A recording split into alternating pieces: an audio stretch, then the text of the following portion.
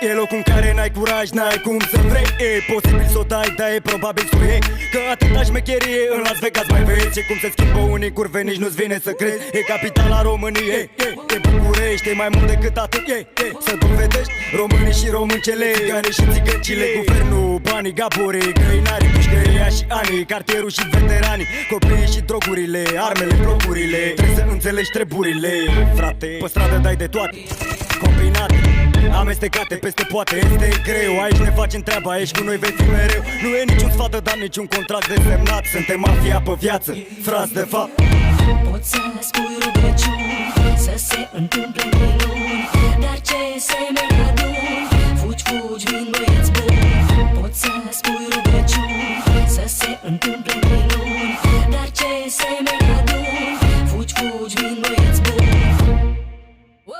Prezint soluții radicale ca toți băieții buni care au ridicat imperii în afaceri ilegale. Că în stradă poți să te alegi cu rândele tale atunci când armele zâmbesc în felinare. În continuare bulangii toarnă și răstoarnă tot.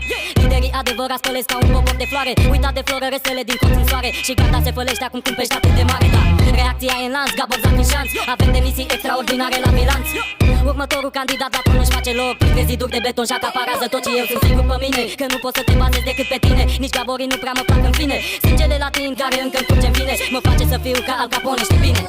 Poți să spui rugăciuni, să se întâmple minuni, dar ce semeni aduni, fugi, fugi, vin băieți buni. Poți să spui rugăciuni, să se întâmple minuni, dar ce semeni aduni, fugi, fugi, vin băieți buni.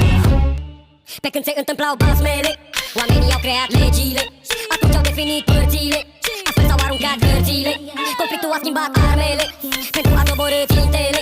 Armurile sunt azbestele, care împiedică gloanțele, dar și așa curge sângele.